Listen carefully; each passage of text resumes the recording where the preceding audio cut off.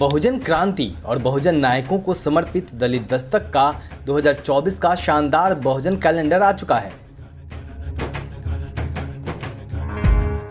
Calendar छोटे और बड़े दोनों साइजों में उपलब्ध है। बुकिंग के लिए दिए गए नंबर पर व्हाट्सएप करें या ईमेल करें। जय भीम, नमस्कार। मैं हूं अशोक दास। आप देख रहे हैं दलित दस्तक। 22 जनवरी नजदीक आ रहा है। अयोध्या सज रही है, सज चुकी है काफी। श्री राम की प्राण प्रतिष्ठा होनी है। प्रधानमंत्री नरेंद्र मोदी पहुंचेंगे और देश के अलग अलग हिस्सों से तमाम दिग्गजों के भी पहुंचने की खबर है। जो खबर आ रही है उसके मुताबिक यह 70 एकड़ में फैला हुआ है। जो डिटेल सामने आया है, 3 मंजिला नागर शैली में बना हुआ पूरा कंस्ट्रक्शन है राम मंदिर का और 161 फीट ऊंचाई है इसकी। 392 स्तंभ हैं, 44 दरवाजे हैं। तकरीबन 1000 करोड़ रुपए अब तक खर्च हुए हैं, इसकी बात कही जा रही है। देश के तमाम हिस्सों में जश्न का माहौल है। मीडिया जश्न मना रही है, जनता जश्न मना रही है। लोगों की आस्था का केंद्र राम मंदिर। लेकिन क्या इस बीच में आपको 26 जून 2009 की तारीख याद है? लखनऊ में भी एक निर्माण हुआ था। नाम था सामाजिक परिवर्तन स्थल।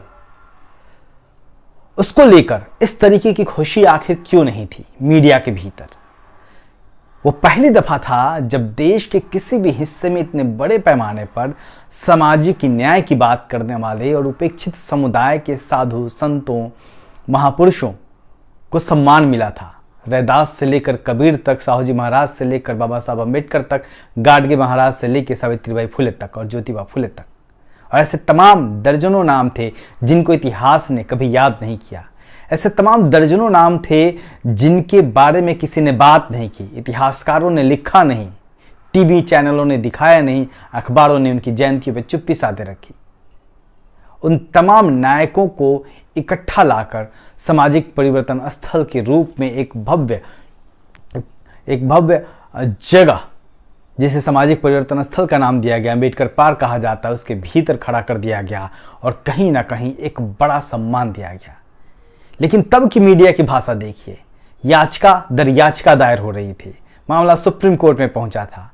कहा जा रहा था कि मायावती अपनी पार्टी का प्रचार के लिए मूर्तियां बना रही हैं, हाथी की मूर्तियां, जिसे राम मंदिर के मामले में गजराज कहा जा रहा है। जब बसपा के शासनकाल में बना था तो वो मायावती और बहुजन समाज पार्टी के चुनाव चिन्ह हो गए थे। 125 एकड़ में फैला था यह और 1363 करोड़ रुपए खर्च हुआ था, जैसी खबर आई थी। मुख्य गुंबद जो स्तूप के आकार का था 112 फीट ऊंचा था और 18 फीट ऊंची बाबा साहब डॉक्टर अम्बेडकर, जिन्होंने देश के करोड़ों वंचितों को, महिलाओं को न्याय दिलाया, सम्मान से जीवन जीने का अधिकार दिलाया, उनकी एक प्रतिमा स्थापित की गई थी जो कि काफी शानदार थी। लाल बलुआ पत्थरों और राजस्थान से लाए गए प्रसिद्ध मकराना मार्बल से बना हुआ था। और इस दौरान जिस तरीके की खबरें निकल के आ रही थी, सबको जैसे लग रहा था कि सरकार का पैसा बर्बाद हो रहा है। मीडिया से लेकर जनता, तमाम लोग इसी पे बात कर रहे थे कि सरकार का पैसा जाया हो रहा है, घोटाले हो रहे हैं।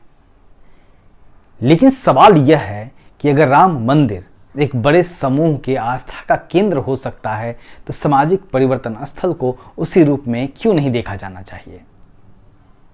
बहुजन समाज के तमाम नेता, तमाम जो जनप्रतिनिधि हैं, वो जब भी बहुजन समाज के महापुरुषों की बातें करते हैं, उनकी प्रतिमाओं को बनाते हैं, उनसे जुड़े हुए नाम रखे जाते हैं किसी स्थल के, तो वो आखिर जातिवाद के आईने से क्यों देखे जाते हैं? सवाल यह है कि जिस तरीके का उत्सव, जिस तरीके का माहौल अभी देश की मीडिया में है, तब क्यों नहीं होता है? यही एक बड़ा सवाल है जिसके बारे में सोचना होगा मीडिया को, और जो बताता है कि समाज के भीतर किस तरीके से जाति बैठी हुई है और किस तरीके से जब एक सामान्य वर्ग का व्यक्ति, किस तरीके से जब एक सामान्य वर्ग के लोग जो सत्ता में हैं, जो अपर कास्ट के लोग हैं, प्रिविलेज्ड लोग हैं, वो जब सत्ता में बैठे होते हैं, वो कोई भी निर्माण करते हैं तो उसे जातिवाद के चश्मे से नहीं देखा जाता, भले ही वो बाबा साहब डॉक्टर अम्बेडकर की प्रतिमाएं ही क्यों ना बनाते। लेकिन जब एक दलित समाज का व्यक्ति जो कि सत्ता में बैठा होता है, वो जब अपने समाज के महापुरुषों की, साधु संतों की बातें करता है, उनको सम्मान दिलाने के लिए स्मारक बनाता है, तो उसे जातिवाद करार दिया जाता है, उसे पैसों की बर्बादी करार दिया जाता है।